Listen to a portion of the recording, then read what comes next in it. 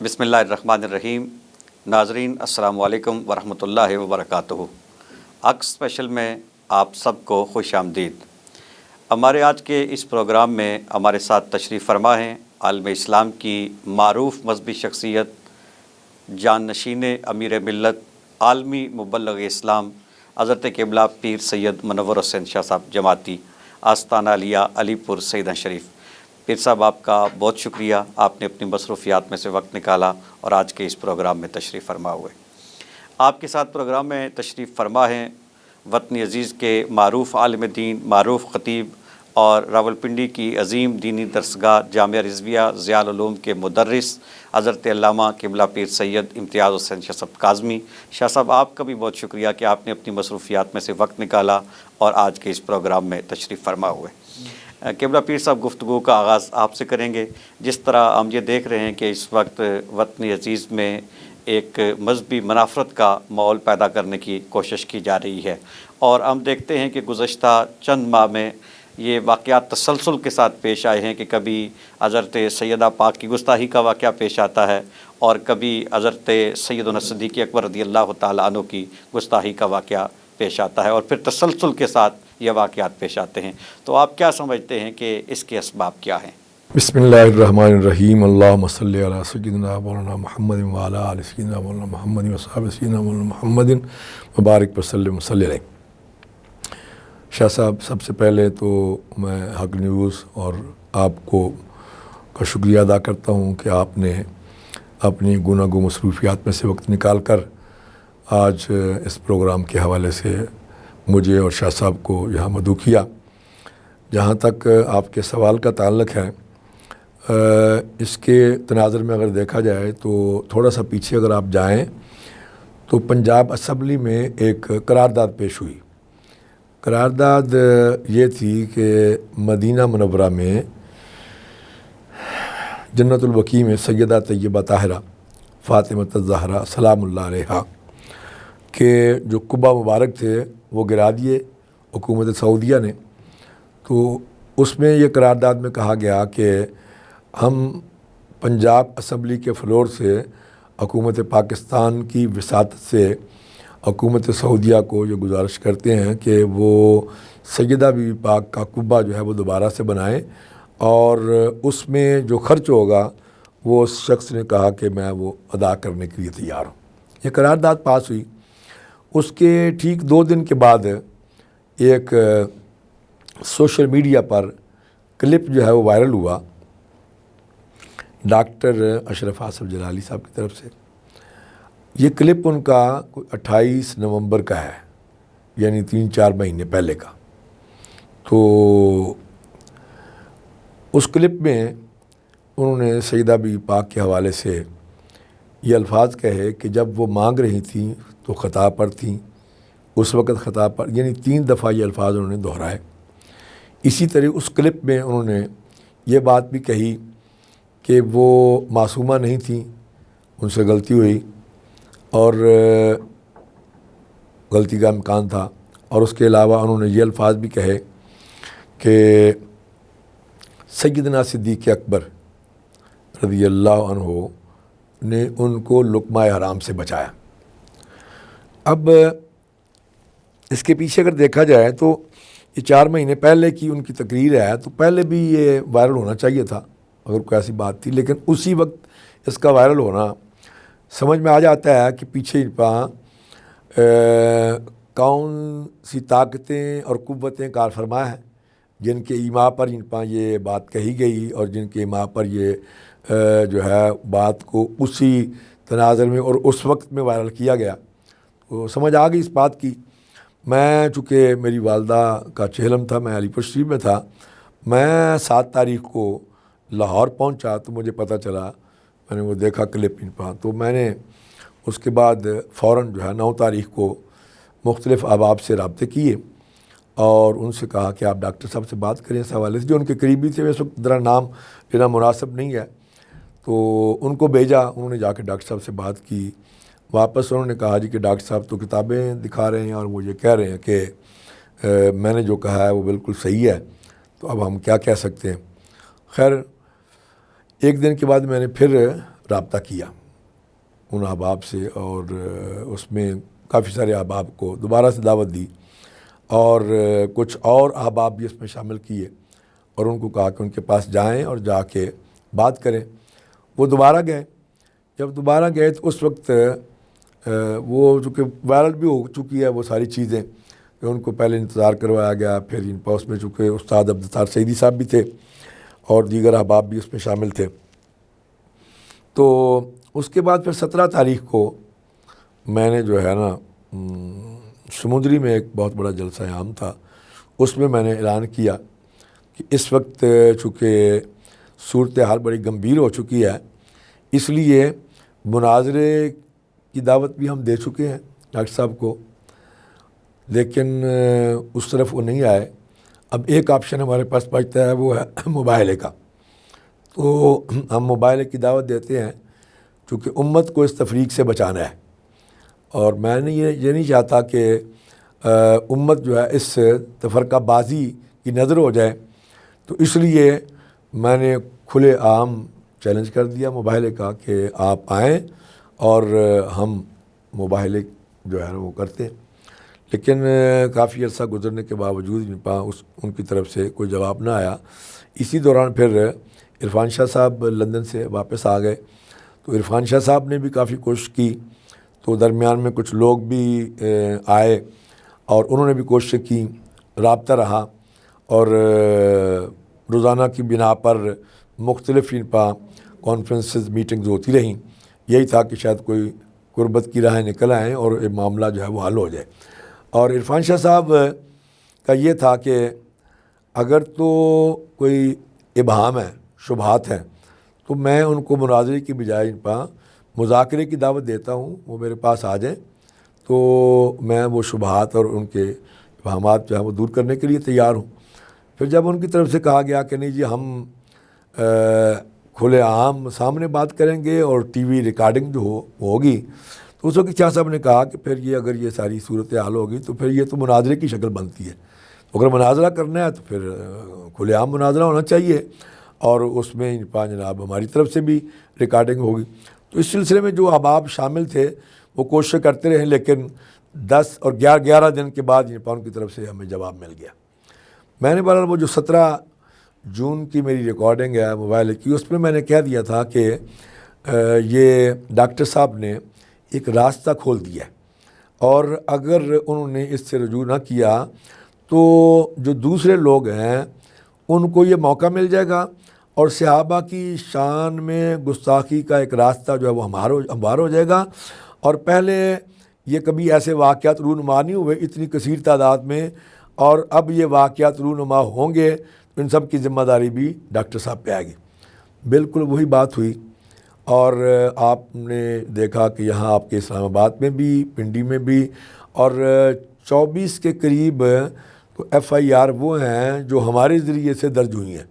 اور جن کا ریکارڈ ہمارے پاس موجود ہے۔ 24 کے قریب پورے پاکستان میں ریکارڈ ہمارے پاس موجود ہے، اور میں ایک کسی پروگرام میں ریکارڈ دکھا بھی چکا ہوں ان پاس۔ اس کے بعد کچھ اور بھی ہوئیں، وہ بھی ریکارڈ ہمارے پاس موجود ہے۔ تو یہ چونکہ انہوں نے ایک راستہ کھولا، ہمیں پہلے ہی پتہ تھا کہ اگر یہ صورتحال بنی تو پھر ظاہر ہے کہ دوسری طرف سے تو اس کا نتیجہ یہ نکلا کہ مختلف ملک کے مختلف حصوں سے نوجوان یا لوگ جو ہیں وہ اٹھتے رہے اور وہ صحابہ کی شان میں گستاخیاں کرتے رہے، جیسے کہ یہاں آپ کے اسلام آباد میں بھی اس کا واقعہ جو ہے وہ رونما ہوا، حضرت سیدنا صدیق اکبر کی شان میں جو گستاخی ہوئی۔ تو میں یہ سمجھتا ہوں کہ اس سب کا کریڈٹ جو ہے وہ ڈاکٹر صاحب کو جاتا ہے۔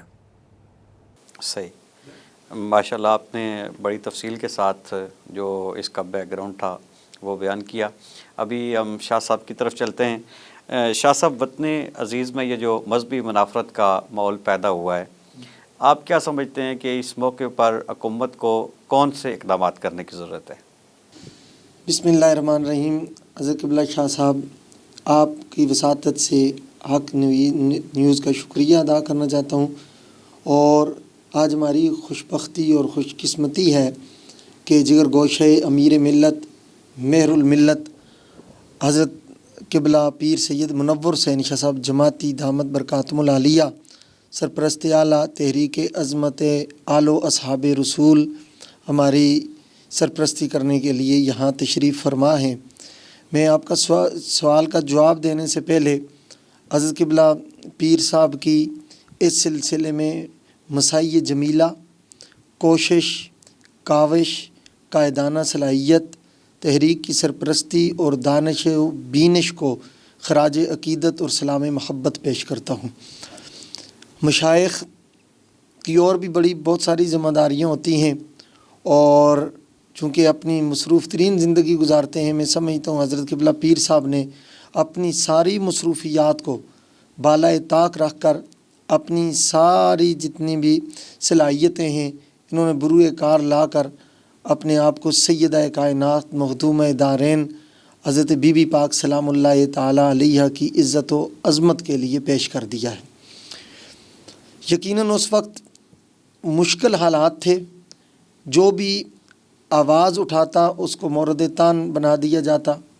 उस पर फतवे लगने शुरू हो जाते और उन तानो तशनी के तीरों की बौछार का माहौल था। उस वक्त हज़रत क़िबला पीर साहब दामत बरकातुहुल आलिया और दीगर हमारे मशाइख सादात उलमाए किराम ने अपने ज़ाती हैसियत और अपनी ज़ाती जितनी भी शोहरत और इज़्ज़त है उसको दाव पर लगा कर उन्होंने इस तहरीक का बेड़ा उठाया है। अल्लाह ताला उनकी जज़ाए खैर अता फरमाए। इस सिलसिले में क़िबला शाह साहब मैं ये अर्ज़ करूँगा कि ये कोई एक अचानक रूनुमा होने वाला वाक़या नहीं, इसके पीछे साजिशी अनासर कार फरमाए हैं जो पाकिस्तान को गैर मुस्तहकम करना चाहते हैं,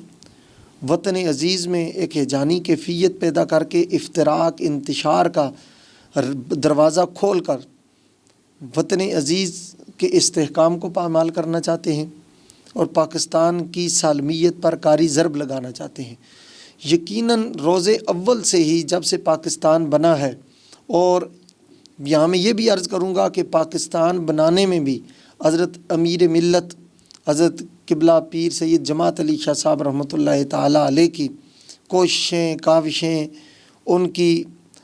दुआएं और कायद-ए-आज़म के साथ उनका साथ और उनकी शफ़क़तें शामिल हाल रहीं। बनारस सुन्नी कॉन्फ्रेंस से लेकर आज तक मशाइख़ आले सुन्नत का किरदार पाकिस्तान के बनाने में भी, पाकिस्तान के बचाने में भी, पाकिस्तान के इस्तेहकाम और सालमियत में भी रोज़े रोशन की तरह वाज़ेह है और अज़हर मिन अश-शम्स है। हज़रत क़िबला पीर साहब दामत बरकातुहुल आलिया ने मशाइख़ के साथ, जिनमें हज़रत मुस्लिह उम्मत उस्ताज़ुल असातिज़ा शेखुल हदीस पीर सैयद हसीनुद्दीन शाह साहब दामत बरकातुहुल आलिया, मुफ़क्किर इस्लाम, मुफ़स्सिर कुरान अल्लामा पीर सैयद रियाज़ हुसैन शाह साहब दामत बरकातुहुल आलिया, मनाज़िर इस्लाम हज़रत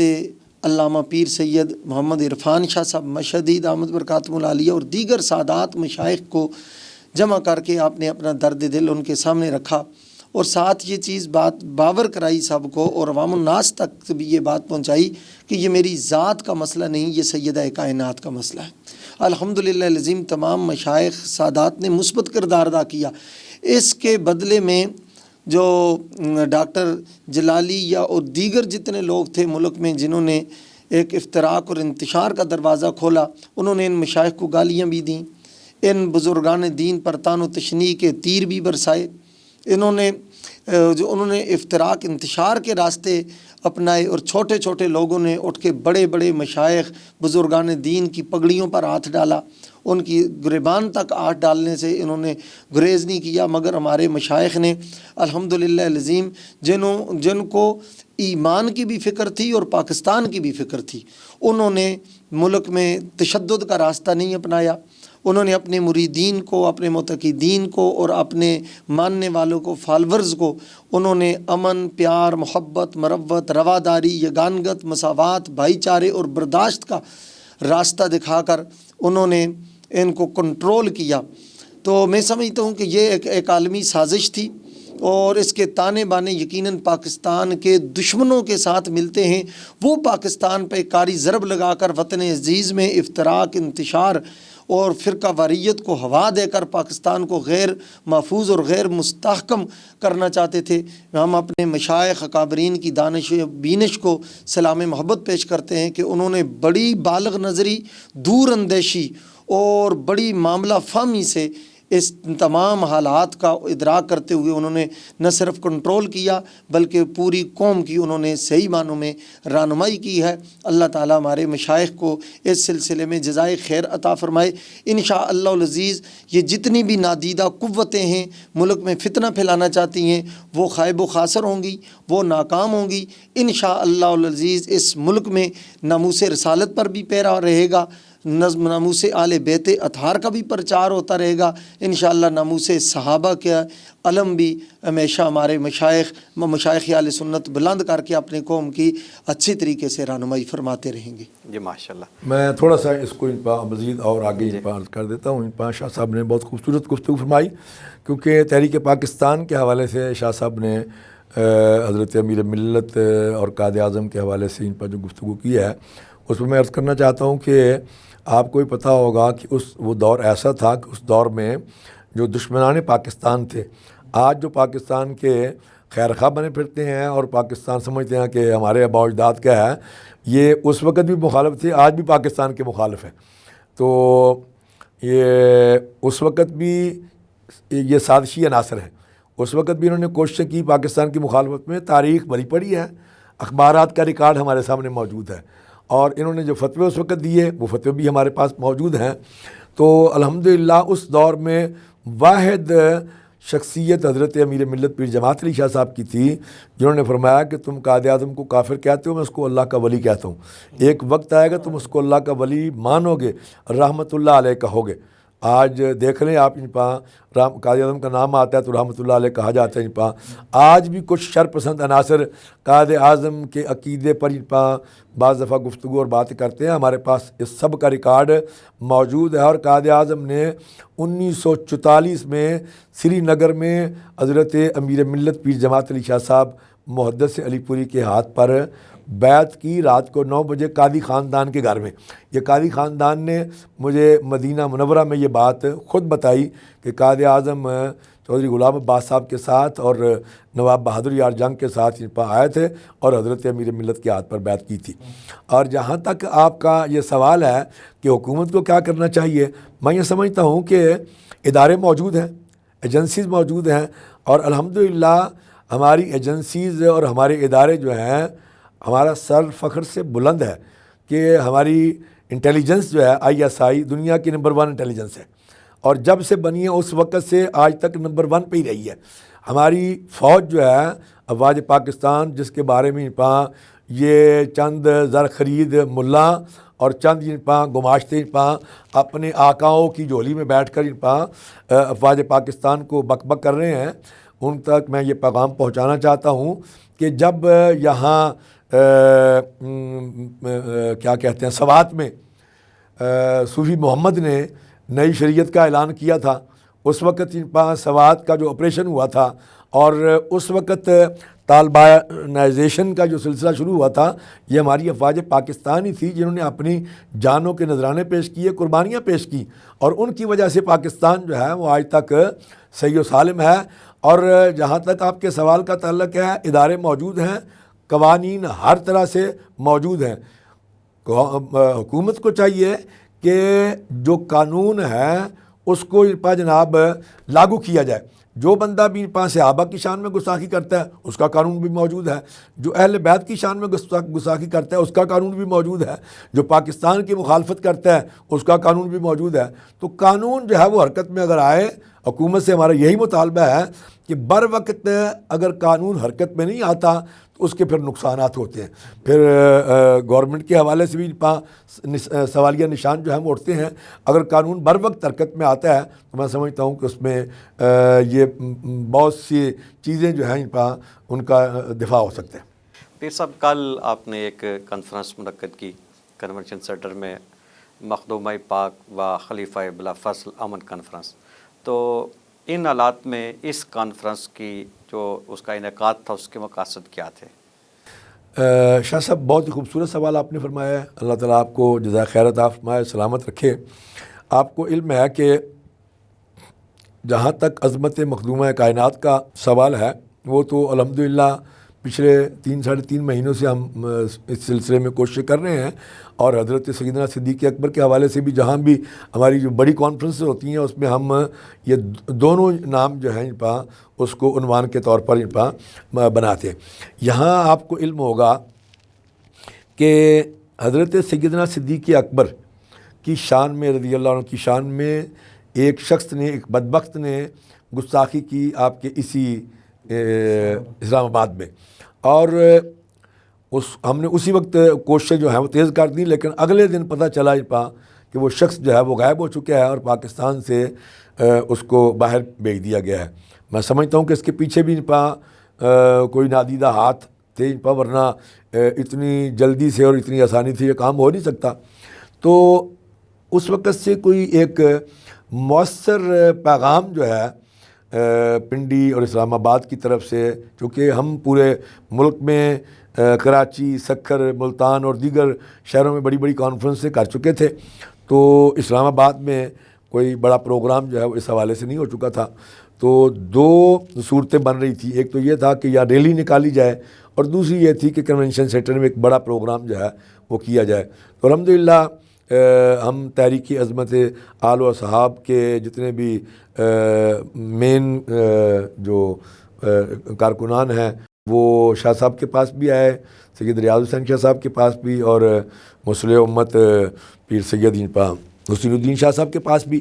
تو ان سے مشاورت کی کہ جناب آپ بتائیں کہ کس طرح سے بہتر ہے.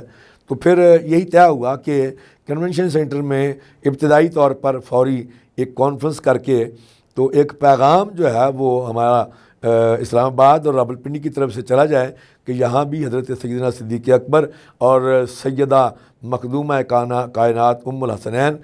جگر پارہ مصطفیٰ کے غلام جو ہیں، اہل بیت کے غلام اور صحابہ کے غلام اسلام آباد اور پنڈی میں موجود ہیں. تو اس حوالے سے ایک مثبت پیغام جو ہے وہ چلا جائے گا. اس کے بعد اگر ریلی کا کوئی پروگرام ہوا تو بعد میں اس کو بھی ہم کر لیں گے، کیونکہ آگے پھر ربیع الاول شریف کا مہینہ آ رہا ہے. تو اس حوالے سے پھر اوپر نیچے 2-3 میٹنگیں ہماری ہوئیں، تو یہی طے ہوا. تو پھر ہم نے فوری طور پر میں اس موقع پر بنگالی شریف کے مخدوم سید عباس علی شاہ صاحب کا ذکر اگر نہ کروں تو میں سمجھتا ہوں یہ ناانصافی ہوگی. وہ پہلے دن سے ہمارے ساتھ اس مشاورت میں بھی اور اس پروگرام کی تائید میں اور ہر طرح سے اس پروگرام کو کرنے میں شامل رہے، اور آخر وقت تک الحمدللہ انہوں نے بھرپور ساتھ دیا، اور کنونشن سینٹر کی اجازت اور سارے معاملات انہوں نے بڑی اسلوبی سے جو ہے وہ کیے. تو الحمدللہ یہ نہیں ہے کہ کچھ اس کے مقاصد تھے. مقاصد صرف حضرت بی بی پاک سیدہ مخدومہ کائنات اور حضرت سیدنا صدیق اکبر خلیفہ بلا فصل ان کی بارگاہ میں نذرانہ عقیدت پیش کرنا، یہ ہمارا مین مقصد تھا. اور اس کے ساتھ ہی چونکہ یہ دارالخلافہ ہے اور ہم یہ پیغام پوری دنیا میں یہ پہنچانا چاہتے تھے کہ ہمارے ان کانفرنسوں کے پیچھے کوئی اور مقاصد نہیں ہے. ہم پاکستان کے بانیان کی اولاد ہیں اور ہم اس ملک میں امن چاہتے ہیں، اور ہم یہ نہیں چاہتے کہ کوئی بدبخت لوگ جو ہیں وہ صحابہ کی آڑ میں اہل بیت کو بھونکیں اور کچھ جناب اسی طرح لعنتی لوگ اور بدبخت اہل بیت کی آڑ میں صحابہ کو بھونکیں. ہم اس کی بھی اجازت نہیں دیتی، ہم اس کی بھی اجازت نہیں دیتی، کیونکہ ہم صحابہ کے بھی غلام ہیں، ہم اہل بیت کے بھی غلام ہیں. اس لیے ہم نے تحریک عظمت آل و اصحاب رسول جو ہے اس کی بنیاد رکھی کہ اگر کوئی بھی معاملہ ہوگا تو ہم کسی پر اعتماد نہیں کریں گے، ہم خود میدان عمل میں آئیں گے. اور انشاءاللہ میدان عمل میں ہیں. آپ دیکھ رہے ہیں یادی شاہ صاحب نے بھی فرمایا کہ تیروں کی برسات ہو رہی ہے اور گالیاں بک رہے ہیں اور پتہ نہیں کیا کچھ کہا جا رہا ہے. تو ہم یہ سمجھتے ہیں کہ یہ جتنا بھی یہ کر رہے ہیں نا، مجھے پرسوں بھی میرے پاس علماء کے ایک وفد آیا، ہمیں جناب اجازت دیں، کیونکہ میں نے سختی سے اپنے مریدوں کو بھی اور اپنے قریبی علماء کو جو ہے ان کو بھی منع کیا ہوا کہ بھئی ہماری طرف سے کوئی پوسٹ نہیں جانی چاہیے، کوئی ایسی بات نہیں ہونی چاہیے جس میں کسی کی تضحیق ہو، کسی کی شان میں کوئی ایسی بات ہو۔ اب وہ جو کر رہے ہیں ان کو کرنے دیں، ہمارا اسلام اس بات کی اجازت نہیں دیتا۔ تو ہمارا اسلام جو ہے وہ انک لا خلق عظیم، ہمارے آقا نے ہمیں خلق عظیم کا سبق دیا ہے۔ تو میں ان کو یہ کہتا ہوں کہ بھائی اگر ہم بھی ان کی طرح گالیاں دینا شروع کر دیں یا ان کا جواب دینا شروع کر دیں، پھر ان میں اور ہم میں فرق کیا ہوا؟ ہم سید ہیں، آل رسول ہیں، اور ہماری نسبت جو ہے وہ ہمیں اس بات کی اجازت نہیں۔ میں عرض کر رہا ہوں، پرسوں بھی علماء کا ایک وفد آیا کہ ہمیں نہیں جناب اب بہت ہو گئی ہے جی، اب ہم سے برداشت نہیں ہوتا۔ میں کہا جی برداشت کرنا پڑے گا، ایسی بات نہیں ہے۔ تو الحمدللہ اس حوالے سے کوئی اور مقاصد نہیں تھے، صرف یہی مقصد تھا کہ مخدومہ کائنات اور سیدنا صدیق اکبر کی بارگاہ میں اسلام آباد اور راولپنڈی کی سرزمین سے ایک مثبت پیغام جو ہے پوری دنیا میں پہنچایا جائے۔ اور الحمدللہ میں یہ سمجھتا ہوں کہ راولپنڈی اور اسلام آباد والوں نے ایک تاریخ جو ہے وہ رقم کر دی ہے۔ اور شاہ صاحب میں آپ کو بھی اس موقع پر اگر مبارکباد پیش نہ کروں تو میں سمجھتا ہوں کہ یہ بھی ناانصافی ہوگی۔ آپ سید امتیاز حسین شاہ صاحب اور مفتی حنیف قریشی صاحب اور استاد جی اور سید ریاض حسین شاہ صاحب، میں سمجھتا ہوں کہ یہ سب مبارکباد کے مستحق ہیں، جن کی شب و روز، اور بالخصوص جن پر مخدوم سید عباس علی شاہ صاحب اور جناب اپنا دوسرے سلطان علی شاہ صاحب اور پیر جاور شاہ صاحب بنگالی والے، یہ بھی مبارکباد کے مستحق ہیں، جنہوں نے شب و روز کوششیں کر کے، محنتیں کر کے اس کانفرنس کو مقام عروج تک پہنچانے میں ہر طرح سے اپنا کردار ادا کیا۔ ماشاءاللہ۔ پیر صاحب آپ کے ساتھ گفتگو تو جاری ہے اور بڑی خوبصورت گفتگو ہے، لیکن ابھی پروگرام میں وقت ہوا ایک مختصر سی بریک کا۔ ناظرین، ابھی پروگرام میں وقت ہوا ہے ایک مختصر سی بریک کا، اور مختصر سے وقفے کے بعد دوبارہ حاضر ہوتے ہیں اور یہیں سے اس سلسلہ گفتگو کو آگے بڑھاتے ہیں۔ السلام علیکم ورحمۃ اللہ۔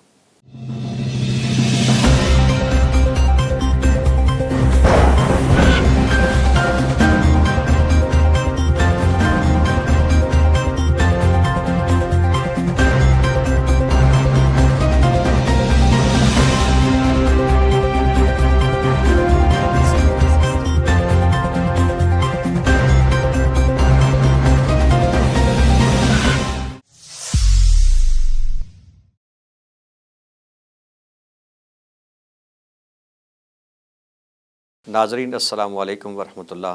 پروگرام میں ایک بار پھر خوش آمدید۔ آج ہمارے پروگرام میں ہمارے ساتھ تشریف فرما ہے وطن عزیز کی معروف مذہبی شخصیت حضرت علامہ قبلہ پیر سید منور حسین شاہ صاحب جماعتی، آستانہ عالیہ علی پور سیدہ شریف، اور آپ کے ساتھ تشریف فرما ہے اسلام آباد سے تعلق رکھنے والے ممتاز عالم دین علامہ پیر سید امتیاز حسین شاہ صاحب کاظمی۔ شاہ صاحب، بریک سے پہلے گفتگو ہو رہی تھی شاہ صاحب سے مخدومہ کائنات و خلیفہ بلا فصل کانفرنس کے حوالے سے، اور پھر یہ جو ہمارے ملک میں اس وقت مذہبی منافرت اور کشیدگی کی ایک صورتحال ہے اس حوالے سے، تو آپ کیا سمجھتے ہیں کہ اس کشیدگی کو کم کرنے کے لیے اور ماحول کو بہتر بنانے کے لیے علماء اور مشائخ کیا کردار ادا کر سکتے ہیں؟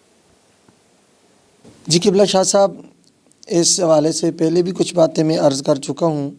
اور بار دیگر میں عرض گزار ہوں۔ سب سے پہلے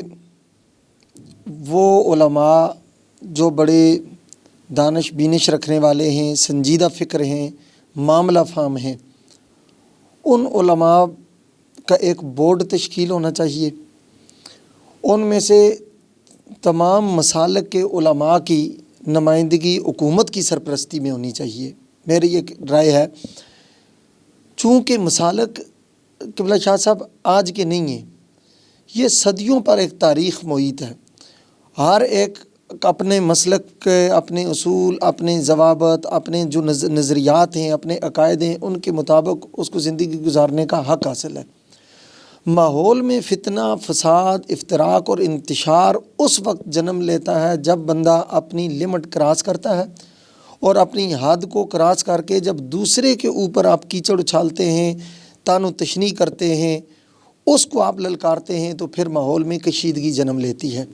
اور جب کشیدگی جنم لیتی ہے تو پھر امن قائم نہیں رہ سکتا۔ ایک بزرگوں کا عموماً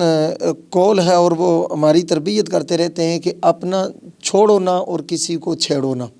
جب کسی کو چھیڑا جاتا ہے، رائے اعتدال کراس کی جاتی ہے، اس وقت پہ فتنے اور فساد جنم لیتے ہیں، پھر کشیدگی کا ماحول پیدا ہوتا ہے اور ماحول میں یہ ٹینشن کریٹ ہوتی ہے۔ سب سے پہلی ذمہ داری تو گورنمنٹ کی بنتی ہے، چونکہ لا اینڈ آرڈر کے مسائل تبھی پیدا ہوتے ہیں جب حکومتی ریٹ کو چیلنج کیا جاتا ہے۔ جب حضرت قبلہ پیر صاحب نے ارشاد فرمایا کہ اس ملک میں ناموس رسالت کے لیے قانون موجود ہے، دفاع صحابہ کے لیے قانون موجود ہے، عزت و تکریم آل بیت اطہار کے لیے قانون موجود ہے، 295 سی ہے، 295 اے ہے، 298 اے ہے، کیا وہ قانون صرف کتابوں میں مقدس تحریر کے طور پر لکھنے کے لیے ہے، یہ اس پر امپلیمنٹ کرنے کی بھی ضرورت ہے؟ جب قانون کے مطابق کارروائی نہیں ہوتی اس وقت یہ شرپسند لوگ ہوتے ہیں، ان کو شاہ ملتی ہے اور پھر معاشرے میں وہ آگے بڑھ کر فتن اور فساد کا ماحول کریٹ کر دیتے ہیں۔ سب سے پہلی ذمہ داری تو گورنمنٹ کی ہے اور قانون نافذ کرنے والے اداروں کی ہے۔ جہاں بھی وائلیشن ہوتی ہے بلا تفریق مسلک، ہاں وہ کسی مسلک سے بھی تعلق رکھتا ہو، جب وہ وائلیشن کرتا ہے اس کے خلاف قانون فوری طور پر حرکت میں آنا چاہیے اور اس کے خلاف صحیح معنی میں کارروائی ہونی چاہیے، تاکہ وہ شخص آئندہ نشان عبرت بن جائے، اس فتن اور فساد کی ڈگر پر آئندہ کوئی بندہ بھی نہ چل سکے۔ دوسری بات میں یہاں یہ بھی آپ کی وساطت سے کہوں گا، چونکہ حق نیوز ہے اور حق کی بات ویسے بھی ہر فورم پہ کرنی چاہیے، اور یہاں تو زیادہ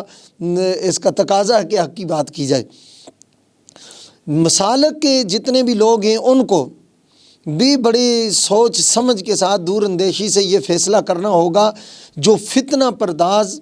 جو نفرت پھیلانے والا، شر پھیلانے والا ہے، وہ کسی مسلک کا نمائندہ نہیں ہے،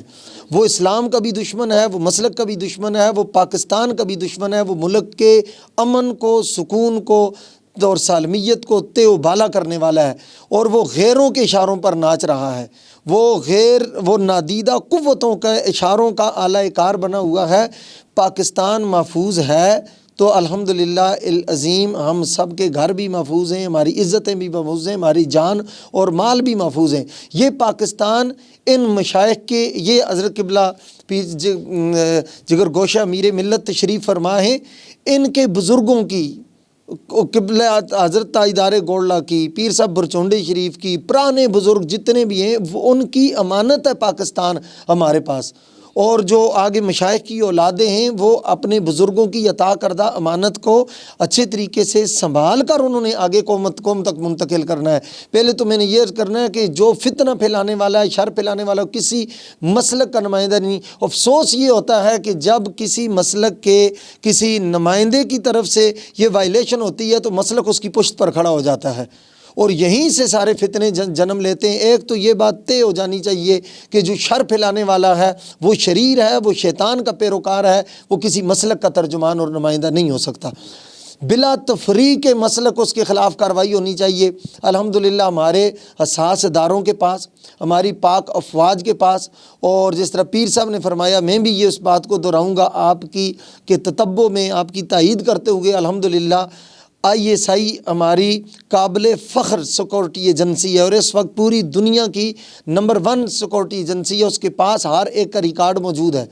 اور کون فتنہ پھیلا رہا ہے، شر پھیلا رہا ہے، کس کے کیا مقاصد ہیں، کون کس کے اشاروں پر ناچ رہا ہے، کون کس کے لیے کام کر رہا ہے، ہماری سیکورٹی ایجنسیوں کو، اداروں کو اچھے طریقے سے پتہ ہے۔ ان کو میں سمجھتا ہوں اس موقع پر کیفر کردار تک پہنچانا چاہیے۔ ایسے جب زخم ہو تو اس کو اسی وقت علاج کر دینا چاہیے، اگر نہ علاج ہو تو پھر وہ بگڑ کر کینسر بھی بن جاتا ہے، اور جب کینسر بن جاتا ہے تو پھر جان لیوا مرض بن جاتا ہے۔ تو لہٰذا جو لوگ بھی اغیار کے اشاروں پر پاکستان میں فتنہ فساد بنانا کرنا چاہتے ہیں، بلا تفریق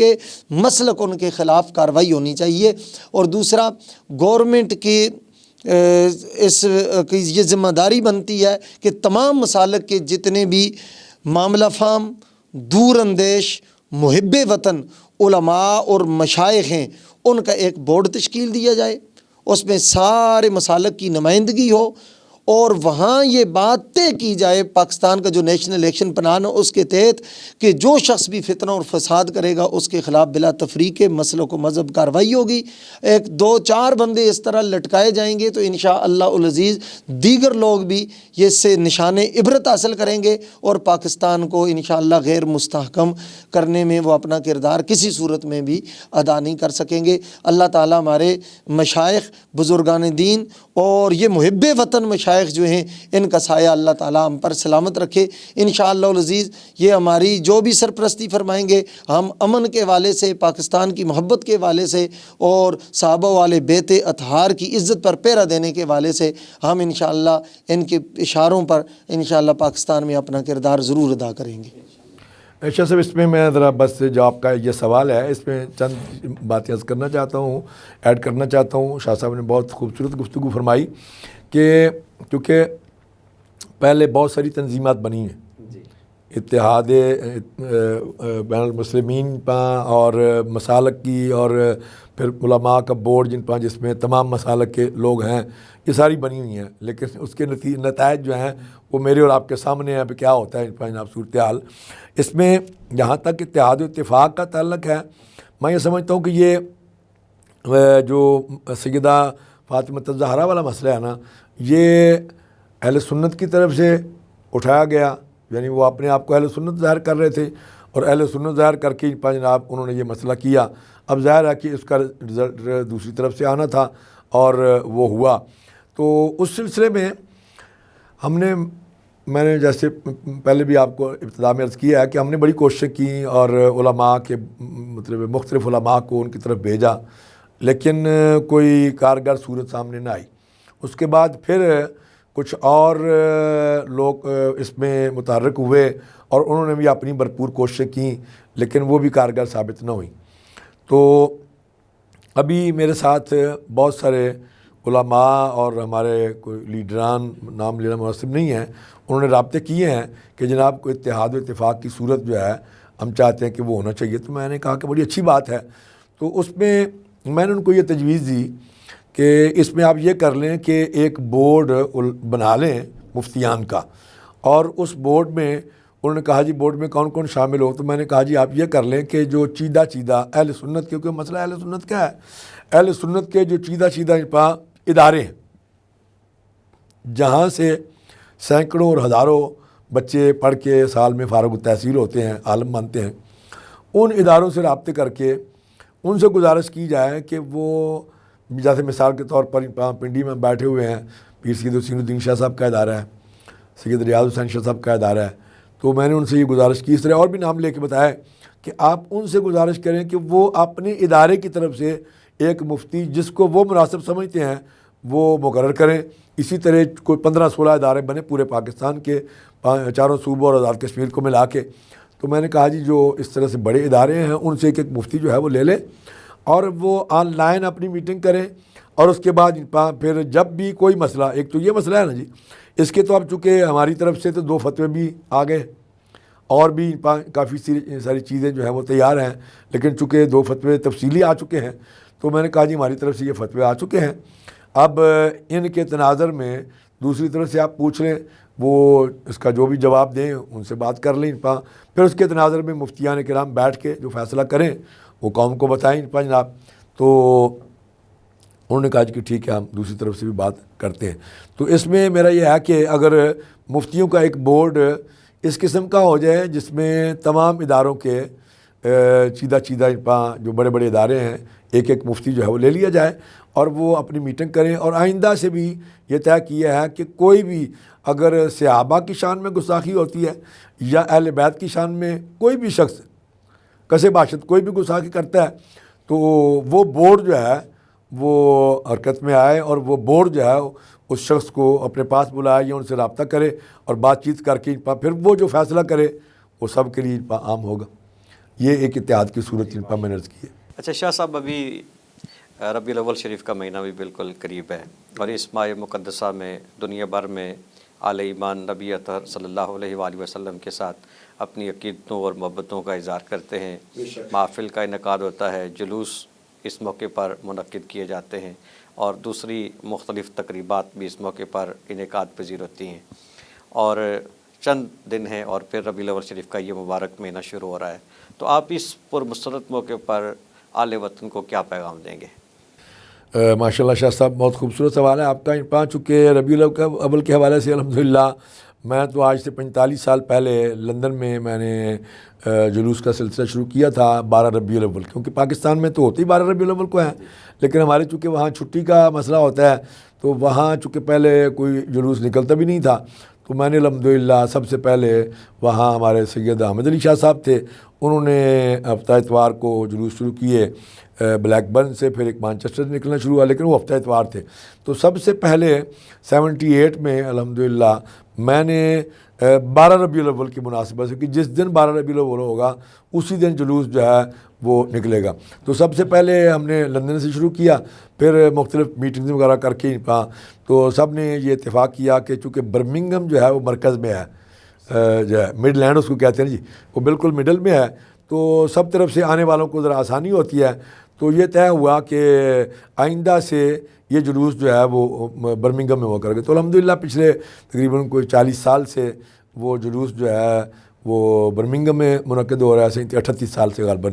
تو وہ ہر سال ہوتا ہے، لیکن اس سال چونکہ کرونا کی یہ وبا ہے اور لندن میں دوبارہ وہ کرفیو جو ہے وہ انہوں نے لگا دیا ہے اور دوبارہ لاک ڈاؤن کر دیا ہے، تو اس لیے جو ہے نا وہاں ممکن نہیں ہے۔ تو الحمدللہ پاکستان میں تو خیر بہت بڑے جلوس بھی ہوتے ہیں، بہت مطلب شہروں میں، پھر گاؤں میں، اور ہر شخص کی یہ کوشش ہوتی ہے کہ وہ اپنے گاؤں میں، اور آپ نے دیکھا ہوگا بچے بڑی بڑی خوبصورت وہ کوششیں کرتے ہیں، اور وہ اس حوالے سے تو میں یہ سمجھتا ہوں کہ یہ حضور نبی کریم صلی اللہ علیہ وسلم کی آمد کا مہینہ ہے، اور اس حوالے سے میرا پیغام تو یہی ہے کہ ہمیں پاکستان میں اتحاد و اتفاق سے اور محبت سے رہنا چاہیے، اور بالخصوص نبی کریم صلی اللہ علیہ وسلم کی محبت جو ہے وہ عین ایمان ہے۔ حضور کی محبت ہے تو ایمان ہے، حضور کی محبت نہیں ہے تو ایمان کامل نہیں ہے۔ یہ قرآن کا فیصلہ ہے، النبی اولیٰ بالمؤمنین من انفسہم، ایمان والے وہی لوگ ہیں جو نبی کریم صلی اللہ علیہ وسلم کو اپنی جانوں سے پیارا سمجھتے ہیں۔ اور دوسرے مقام پر اللہ کریم فرما رہے ہیں فلا وربک لا یؤمنون حتی یحکموک فیما شجر بینہم، اے میرے محبوب مجھے قسم ہے تمہارا رب ہونے کی، یہ لوگ مومن نہیں ہو سکتے جب تک آپ کو اپنے معاملات میں، اپنے مسائل میں اپنا حاکم اور سردار تسلیم نہیں کر لیتے، اس وقت تک ان کا ایمان کامل نہیں ہو سکتا۔ اور حدیث پاک میں میرے آقا کا ارشاد گرامی حضور فرماتے ہیں کہ لا یؤمن احدکم حتی اکون احب الیہ من ولدہ ووالدہ والناس اجمعین، کہ تم میں سے کوئی بھی شخص مومن نہیں ہو سکتا جب تک میں اس کی جان سے، والدین سے، عزیز و اقربا سے، رشتہ داروں سے، بیوی بچوں سے، غرضے کہ دنیا کی ہر چیز سے محبوب اور پیارا نہیں ہو جاتا، اس وقت تک تم میں سے کوئی شخص مومن نہیں ہو سکتا۔ شاعر کہتا ہے کہ حب محبوب خدا اے دل جسے حاصل نہیں،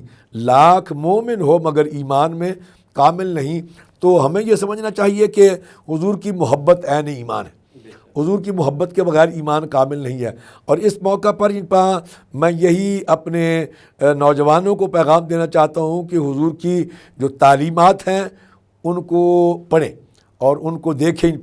اور جو سیرت طیبہ ہے اس کو دیکھیں، اور حضور کے اخلاق حسنہ جو ہیں اس کو دیکھیں اور اس کو پڑھیں، تاکہ آپ کو پتہ چلے کہ ہمارے آقا نے ہمیں کیا ارشاد فرمایا اور کیا بتایا، اور آپ کا رب آپ سے کیا چاہتا ہے۔ اور یہ چیزیں اس وقت ہوں گی جب قرآن کی تعلیم، یہ نہیں کہ ایک مولوی کے پیچھے لگ کے آپ دوسروں کو برا بلا کہیں، دوسروں سے مراد یہ نہیں ہے کہ کوئی دوسرے مذہب کے یا فرقے کے، اپنے جو دینی اور مذہبی بھائی ہیں ان کو آپ گالیاں نکال رہے ہیں۔ یہ اسلام کی دعوت فکر نہیں ہے، اسلام تو اس بات کی اجازت نہیں دیتا، اور میں ان کے لیے بھی دعا گو ہوں جو شب و روز ہمیں گالیاں نکالتے ہیں، کہ اللہ تعالیٰ ان کو بھی ہدایت کاملہ نصیب فرمائے۔ جیسے پہلے شاہ صاحب نے آپ نے فرمایا تھا، تو میں سمجھتا ہوں کہ جتنی گالیاں ہمیں ادھر سے ملتی ہیں اتنا ادھر سے کرم ہو جاتا ہے۔ جی اچھا شاہ صاحب، یہ جو ایام ہے یہ نواسہ رسول حضرت سیدنا امام حسن مجتبیٰ علیہ السلام کی شہادت کے ایام ہیں، تو حضرت امام حسن مجتبیٰ ایک ایسی شخصیت ہیں کہ حضور رحمت عالم صلی اللہ علیہ وآلہ وسلم کی بارگاہ میں آپ کو جو قرب حاصل تھا کہ آپ نے سید عالم صلی اللہ علیہ وآلہ وسلم کی آغوش میں تربیت پائی، اور پھر رحمت عالم صلی اللہ علیہ وآلہ وسلم کے کندھوں پہ سواری کا شرف حاصل کیا، کریم آقا کی گود میں آپ کو کھیلنے کا شرف حاصل ہوا۔ تو حضرت امام حسن مجتبی علیہ السلام نبی رحمت صلی اللہ علیہ وآلہ وسلم کے وہ نواسے ہیں جن کے بارے میں سرکار نے فرمایا ابنی ھذا سید، کہ میرا یہ بیٹا سردار ہے۔ اور پھر آپ نے جس طریق سے کردار ادا کیا وہ بھی تمام عالم اسلام کے لیے ایک نمونہ ہے۔ تو میں یہ چاہتا ہوں کہ چونکہ یہ ایام آپ کی شہادت کے ہیں تو آپ مختصر الفاظ میں حضرت امام حسن مجتبی کے حوالے سے کچھ ارشاد فرمائیں، اور پھر ساتھ یہ بھی فرمائیں کہ موجودہ حالات میں ہم حضرت سیدنا امام حسن کی سیرت سے کس طرح رہنمائی حاصل کر سکتے ہیں۔ جی قبلہ شاہ صاحب، آپ نے بہت ساری چیزیں حضرت راکب دوش مصطفیٰ، نور چشم رسول، جان نشین علی مرتضیٰ، جگر پارہ سیدہ کائنات حضرت امام حسن مجتبی علیہ السلام کی ذات اقدس و اطہر کے حوالے سے بیان کر دی ہیں۔ سے گلشن زہرا و علی کی پہلی بہار کا نام امام حسن ہے، اور رسول اللہ صلی اللہ علیہ وآلہ وسلم کے پیار کا نام امام حسن ہے، اور امت میں ایک حسین کردار کا نام امام حسن ہے، اور روشنی کے عظیم مینار کا نام امام حسن ہے، اور میں سمجھتا ہوں مولا کائنات کے پیارے کردار کا نام امام حسن ہے۔ امام حسن علیہ السلام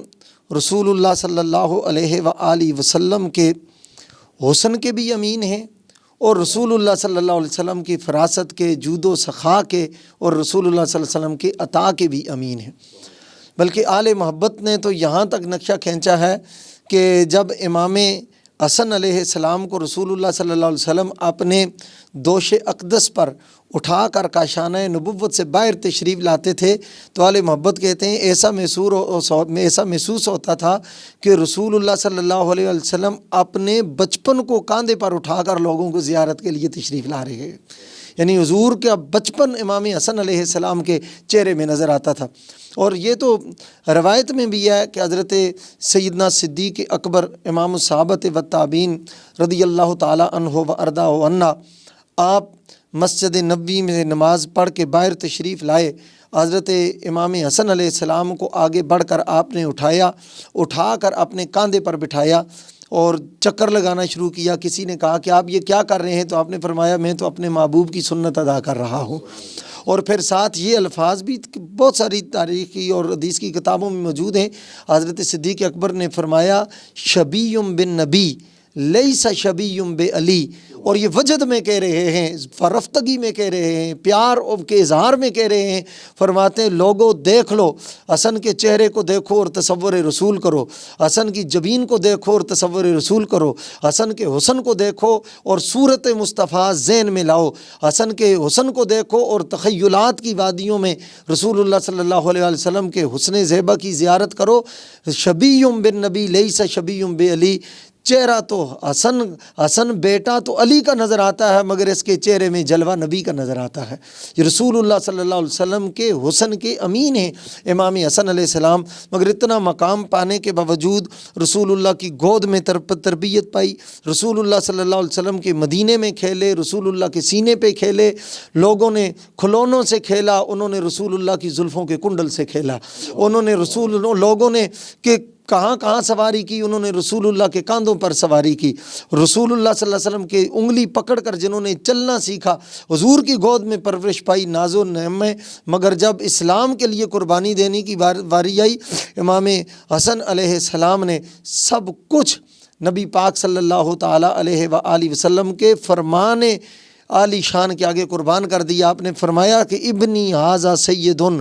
فرمایا یہ میرا بیٹا سید ہے۔ فرمایا سردار صرف وہ نہیں ہوتا جو صرف اپنے لیے سب کچھ قربان کر دے، فرمایا سید اور سردار وہ ہوتا ہے جو میری امت کے لیے سب کچھ قربان کر دیتا ہے، امت کی بہتری کے لیے سب کچھ قربان کر دیتا ہے۔ اور آل محمد نے تو سیکھا ہی یہ ہے، جب بھی امت کے لیے پریشانی کا وقت آئے اور کہیں کشت و خون کا بازار گرم ہونے لگے، لڑائی کا ماحول پیدا ہو، افتراق اور انتشار کا ماحول پیدا ہو، تو وہ سب کچھ قربان کر دیتے ہیں رسول اللہ صلی اللہ علیہ وسلم کے دین کے لیے، اسلام کے پرچار کے لیے اور اسلام کی بقا کے لیے۔ یہ رسول ایک شہزادے نے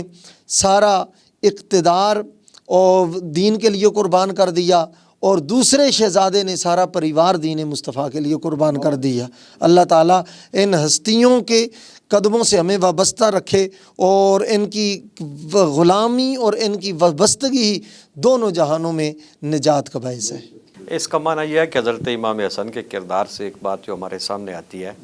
کہ سردار صرف وہ نہیں ہوتا کہ جو قوم پہ حکم چلاتا ہے، بلکہ حقیقت میں سردار کا کمال یہ ہوتا ہے کہ وہ قوم کی خاطر قربانی دیتا ہے، اور جتنی امت کی خاطر، قوم کی خاطر جتنی بڑی قربانی حضرت امام حسن نے دی، اتنی شاید ہی کسی نے دی ہو۔ شاہ صاحب، آپ نے چونکہ بہت سارے کلام بھی لکھے ہیں اور بالخصوص اہل بیت اطہار کے حوالے سے تو آپ کو شاعر اہل بیت کہا جاتا ہے، تو یہ ایام بھی امام حسن کے ہیں اور آپ موجود بھی ہیں، تو میری خواہش یہ ہے کہ آپ حضرت امام حسن مجتبیٰ کی بارگاہ میں منظوم کلام بھی ضرور پیش کریں۔ میں آپ کے خواہش حکم پر اور حضرت قبلہ پیر صاحب کی موجودگی اور برکت سے فائدہ اٹھاتے ہوئے میں چند شعر پیش کرنے کی سعادت حاصل کرتا ہوں۔ تو ہے محبوب حق ثانی مرتضیٰ، اے حسن مجتبیٰ، اے حسن مجتبیٰ،